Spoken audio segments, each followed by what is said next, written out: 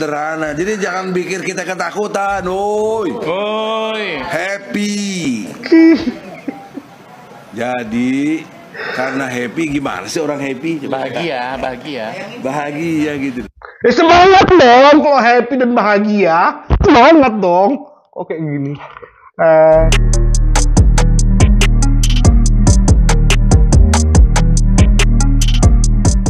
Hai guys, ada bersama Drboy. Egy Sujana Kurnia memang nggak terhalak dengan bagus ya. Soalnya dua nama ini mendadak aja tiba-tiba muncul. Mencoba memahami ya, kenapa tiba-tiba dua nama ini muncul. Ternyata ada jejak digitalnya guys. Kenapa dua nama ini dimasukkan? Mereka berlindung imunitas pengacara. Dan kita bantai nih. Imunitas pengacara yang melindungi pelaku atau melindungi kliennya nggak pernah gini-gini amat. Ya, kita bongkar nih ya, soalnya ada jejak digital saat mereka memang memframing bahwa Jokowi itu dengan narasi yang gokil, parah. Kita bahas, ini dia versinya.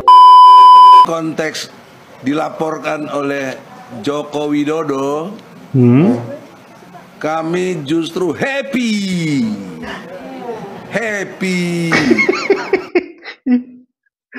Happy, semua kaget loh. Kayak dikageti dan bangun gitu loh. Orang yang tidur dikageti dan bangun. Pas ngomong happy pun kayak nggak menyemangati banget gitu loh. Kayak nggak menyegarkan, kayak yol-yol. Ayo semangat. Nggak. Happy. Blessing. Alhamdulillah. Artinya Jokowi harus menunjukkan ijazah asli. Iya. Itu logika sederhana. Jadi jangan pikir kita ketakutan, woi. Happy. Jadi karena happy, gimana sih orang happy? Bahagia gitu. Semangat dong kalau happy dan bahagia, semangat dong. Oke gini. Happy. Boleh yang tengah-tengah? Ya, bahagia. Tapi badannya lemes. Ibu Kurnia pas dibilang happy. Happy ya. Happy itu bangkit, berdiri kalian dan deklarasikan, kami happy. Saya aja ketika dilaporkan oleh kemarin saya dapat LV ya, dapat laporan, saya lemes loh. Lemes guys. Jangan bilang happy lah. Saya aja yang jam 1 malam saya dapat informasi bahwa saya dilaporkan, lemes, tidur pun nggak nyenyak.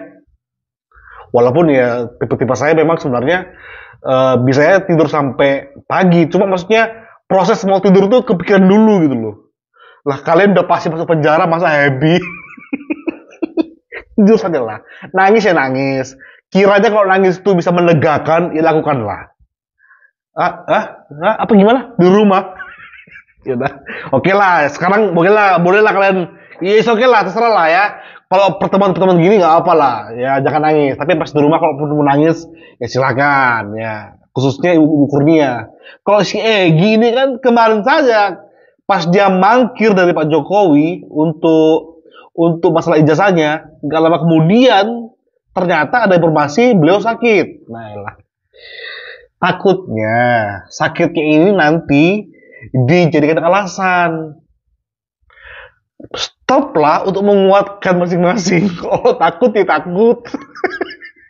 Jangan sosok berani, happy. Nanti tiba-tiba pas dipanggil mangkir. Pas mau ditahan sakit. Basi. Ya elah orang ini. Oke. Tenang guys. Soalnya kalau video ini kan sudah saya up kemarin ya. Video ini. Kenapa dia dipanggil Mulyono? Karena yang punya ijazah fotonya dipakai Jokowi itu fotonya Hari Mulyono, adik iparnya, yang istrinya sekarang dikawinin sama Usman. Nah ini pasti menurut saya ada di satu dari puluhan bukti yang ditampilkan oleh pengacara Pak Jokowi ke polisi. Tapi ini ada juga ini. Jokowi menempatkan PKI menjadi korban. Kalau PKI korban, maka pelakunya kalau tidak umat Islam, TNI atau tentara. Itu udah pasti. Nah, kita ini orang-orang yang dizolimi. Betapa capeknya udah jadi TNI, dipecat, dipenjara. Coba saya aktivis betul-betul untuk Indonesia yang lebih baik, dipenjara. Ini emak-emak aja juga dipenjara, dizolimi itu namanya. Nah, mereka ini memframing bahwa apa yang mereka alami itu adalah pembungkaman, penjoliman oleh PKI, menyamakan. Ini sebenarnya sudah kena sebenarnya, karena nggak lama dari ini, sebelumnya atau sesudahnya, narasi Jokowi PKI itu gencar banget, guys. Gencar sekali bahwa Jokowi dikatakan PKI. Inilah rangkaian dari Jokowi PKI lah, Jokowi seperti inilah, sampai puncaknya ijazah Jokowi lah. Kita harus tahu, ini semua ada mastermind-nya. Makanya tiba-tiba dari Fadila hilang, muncul nama ini, Egy Sujana. Karena jejak digitalnya itu, track recordnya ini memang ini harus dibungkam. Dia mengambil yaitu statement bahwa pengacara punya imunitas. Itu dia mainkan perannya untuk serang semuanya, khususnya Pak Jokowi. Lalu ketika diancam balik untuk dilaporkan, katanya imunitas. Enggak, ini udah akhir dari perjalananmu, Egy. Sudah selesai kau, ya, selesai. Lalu nanti kau bilang happy, ya nanti ya, tahan dulu ya, Egy ya. Oke, ini adalah bukti-bukti ya yang akan menjerat si Egy Sujana. Next. Jokowi adalah penyandra, penjahat, dan penjajah. Kita paham semua menteri dan aparat tunduk kepadanya. Bahkan setelah berhenti pun tidak cukup untuk membuat dia menjadi orang yang berhenti cawe-cawe. Nah, saya ingin mengatakan ada setidaknya 3 yang saya catat yang berjuang pada hari ini. Satu diantaranya Tom Lembong, ya, dia sudah berhasil melepaskan dirinya dengan mengatakan bahwa impor itu sepengetahuan dan petunjuk dari Jokowi. Kedua, manusia merdeka yang bernama petunjuk dari Jokowi. Terus. Said Didu, yang jelas-jelas ingin memperjuangkan bangsanya, tapi dia justru dilaporkan oleh Ketua Abdesi Desa Blimbing. Kemudian yang ketiga tentu saja dari partainya Bang Deddy, yaitu Mas Hasto, Sekjen PDIP. Gila. 2 tersangka korupsi dibela hanya karena Jokowi. Gila.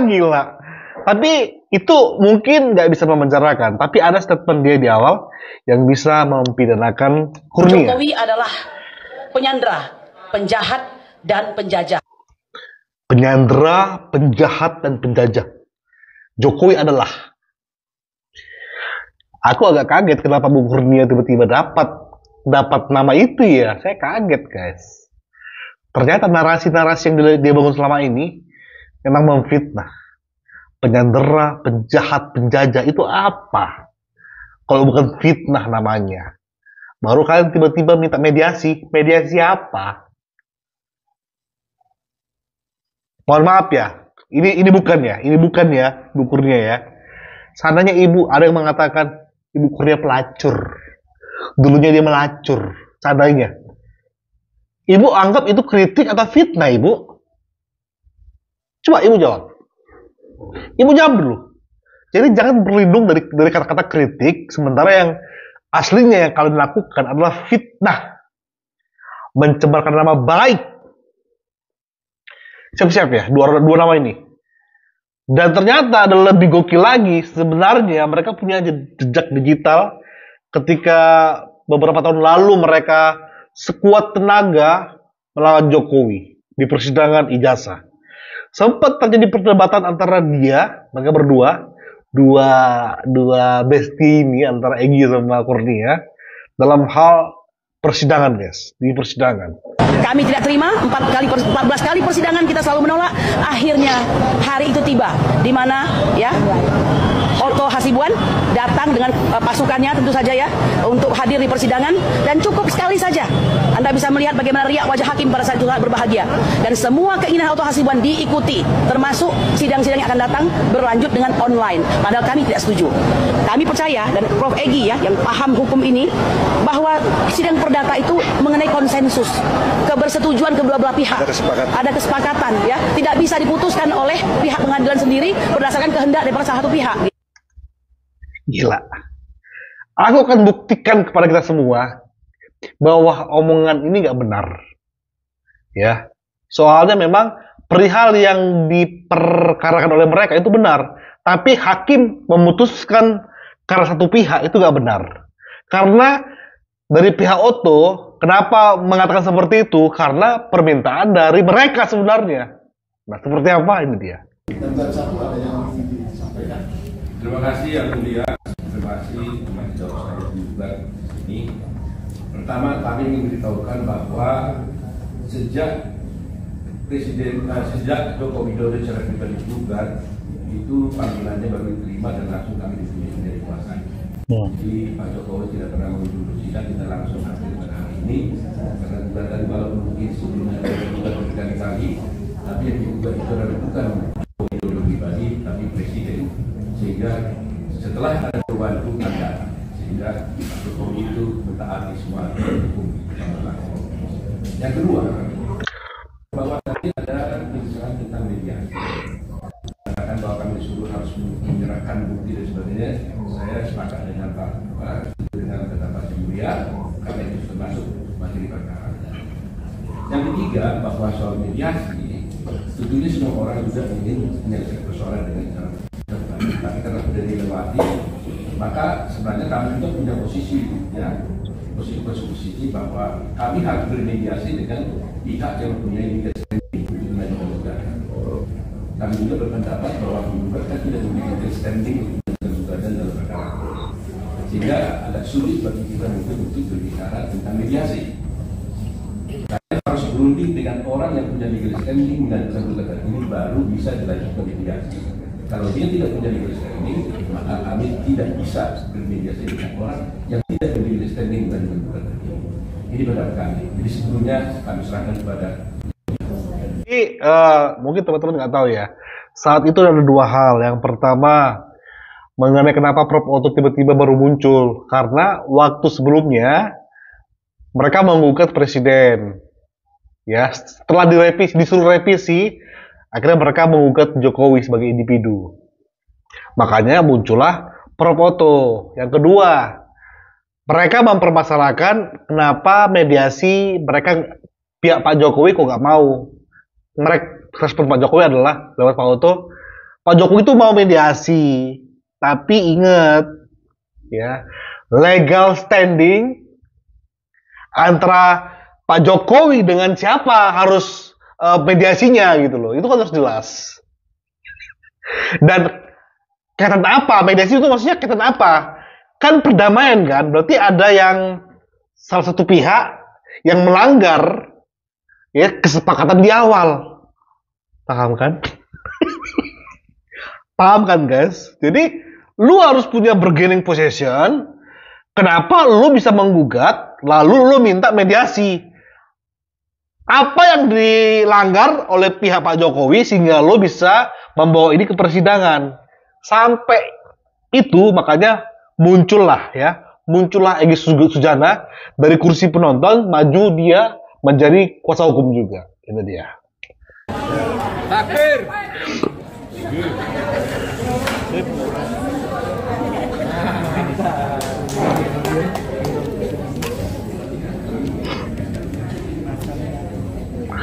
Dikit-dikit takbir.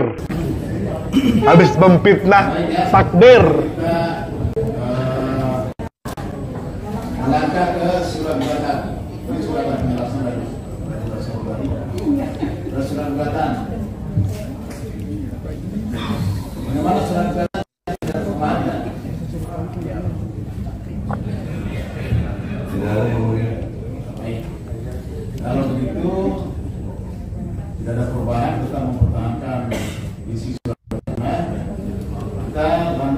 Menjawab.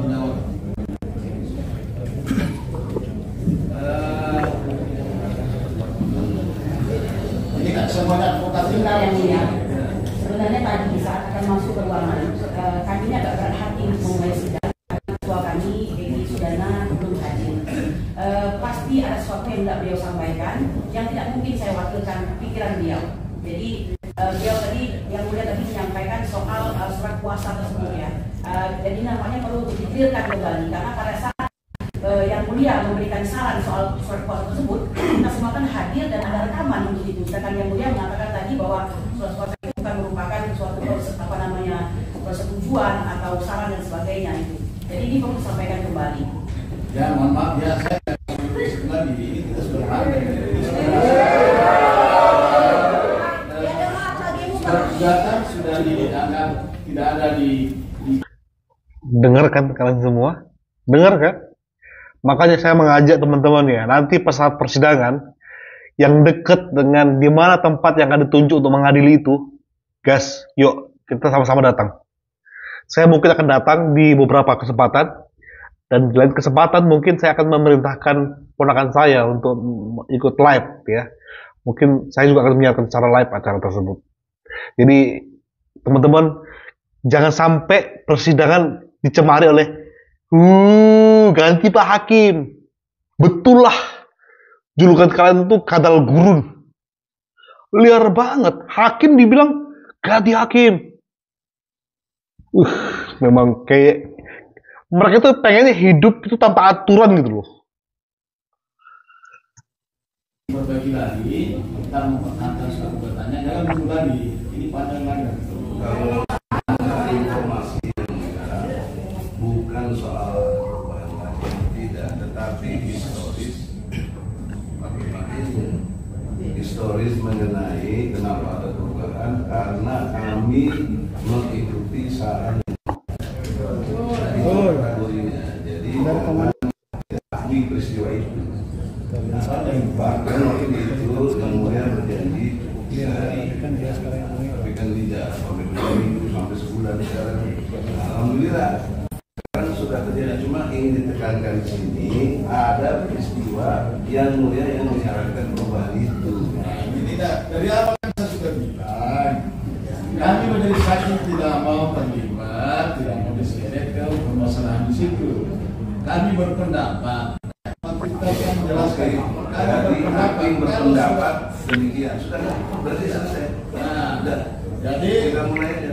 Oke ya, terima kasih kalau gitu ya, makanya saya dari awal saya selalu bilang, kami nggak mau masuk terseret ke masalah pada kali ini, kami tetap tengah sampai ditanggapi pemilihan nanti. Jadi waktu itu saya nggak memberikan saran pendapat. Mohon maaf ya sampai ini guys ya, lagi aktif. Oke baik, terima kasih. Jadi kita lanjut ke ini kan advokat sudah mengerti, jadi kami tidak perlu menjelaskan lagi, namanya mediasi kan sudah. Jadi ditandatangani dulu mengenai ini kita sudah ekor, nggak perlu tetap di sini lagi. Jawab menjawab itu diupload aja melalui internet.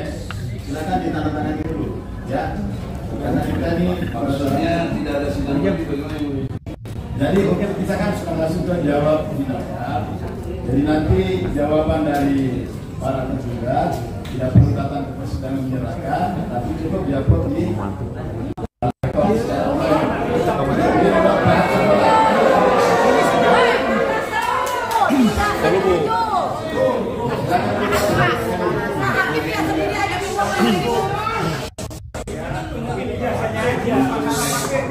Lihat, dengarkan ulah-ulah kadal gurun ini, dengarkan guys. Oh my god, oh my god, oh my god, oh my god, oh my god. Oke, bang, jelaskan bang, kok bisa rusuh bang? Masalahnya mereka itu menggugat itu secara ekor, pendaftaran online. Kalau pendaftaran online, ya persidangan itu juga online. Jadi mereka nggak harus ada di tempat, ya. bisa di tempat yang lain, kalau perihal mengenai gugatan dan sebagainya, itu bisa diupload. Tapi framing mereka adalah setelah keluar dari sini, mereka mengatakan hakim nggak adil. Hakim hanya memenuhi keinginan satu orang. Bukan. Kalau yang mengajukan secara ekor, berarti itu akan secara online. Makanya yang pandai kalian sedikit jadi pengacara. Kalian pengen kali ngebet dapat gelar jadi inilah itulah profesor lah. Sampai si Egy itu dapat julukan profesor, guys. Nggak tahu dari mana dapatnya profesor tersebut. Kan kebanyakan seperti itu. Mereka kan ngebet ngambil gelar, tapi memahami aja nggak paham. Setelah mereka salah, baru mereka playing victim, bernarasikan hakim nggak adil dan sebagainya. Kita akhiri video ini dengan Ibu Kurnia, Pak Egy, siap-siap lah Pak. Ini adalah akhir dari segala narasi yang kalian bangun selama ini kepada Pak Jokowi yang menyakiti dia, yang memfitnah dia. Bu Kurnia, kau bilang kan Pak Jokowi sebagai penjajah, penjahat. Itu kan Bu? Yes. Siap-siaplah Ibu semakin bernarasi apapun, apalagi selama Ibu di penjara nanti. Karena akan ada hukuman selanjutnya dan selanjutnya kalau mulut Ibu nggak disekolahkan. Kami akhiri dengan kami yang akan happy melihat kalian semua di penjara. Thank you. Bye-bye.